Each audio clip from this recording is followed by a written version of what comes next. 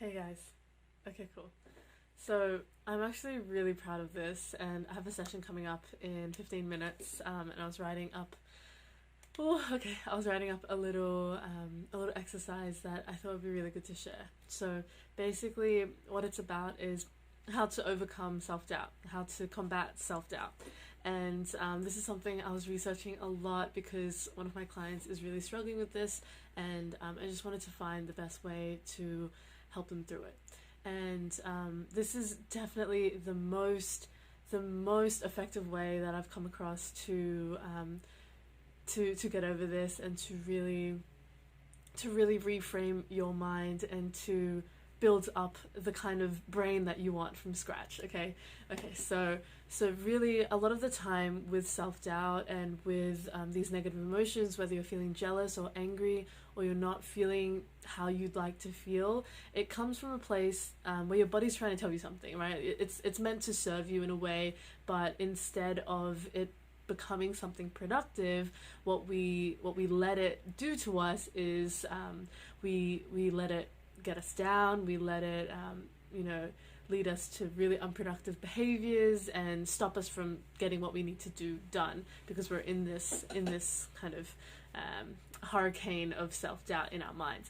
So what I found was the best way to combat this is really, one, the first step you've got to do is notice that it's there, is really point it out, interrupt the pattern, make sure that once you feel it coming up, you're able to get rid of it or neutralize it. And a good way to do this, I think it's called EMDR, which is eye movement desensitization and reprocessing. And it's a psychotherapy method, which is basically think of a tune like Mary Had a Little Lamb or Happy Birthday or Dancing Queen, and hum it so that the emotions you had while you were going into that state get reset, and you're able to start from a place that is at least neutral, if not positive, right? And starting from this neutral state, it makes a massive difference to how you're going to interact with that notion, with that embodiment later on in the process. Okay, so number two, what we want to do is fill up the mentality, fill up that space that you now have with something positive, right? You want to lead to a positive place within the stage you're at, right? So now we're more neutral. So let's think of a song. So Mary Had a Little Lamb. It's like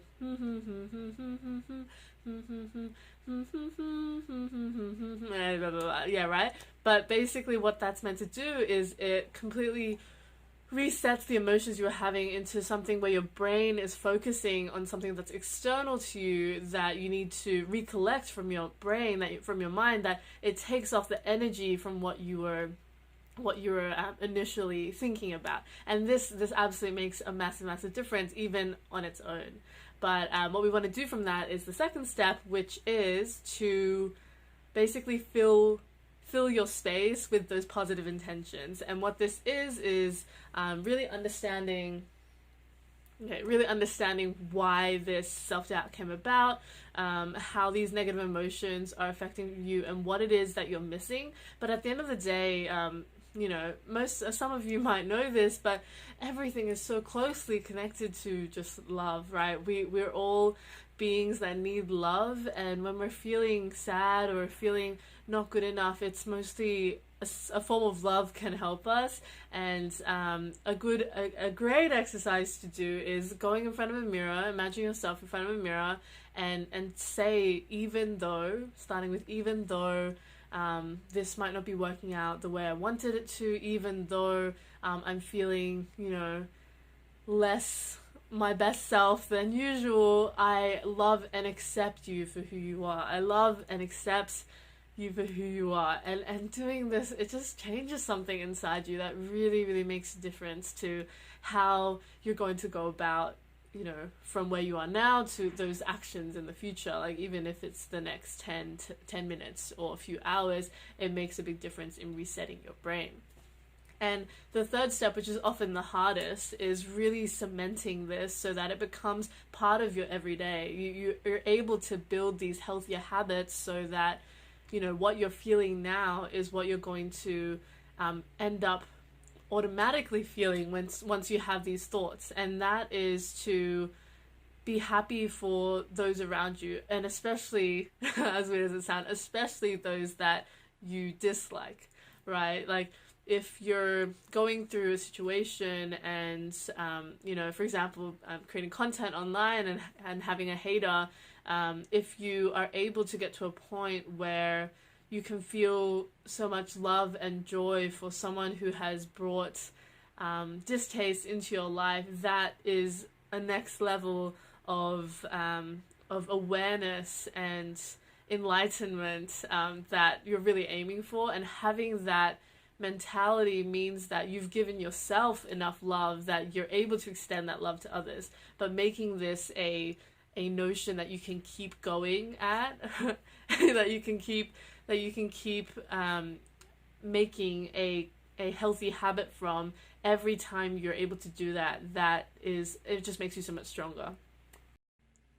Okay, so also have some bonuses here. The first one is, are you able to embody that self-doubt? So like self-doubt, as I said, there's usually something that you can take away from it, but really engage with it and think about, what can I learn from this? What is my body trying to tell me from this self-doubt? Is it something I can improve on? And when it's something that you can stop improving on and it's just toxic, that's when this kind of comes into play. So really knowing those boundaries and making sure you have that set and really clear, set in stone.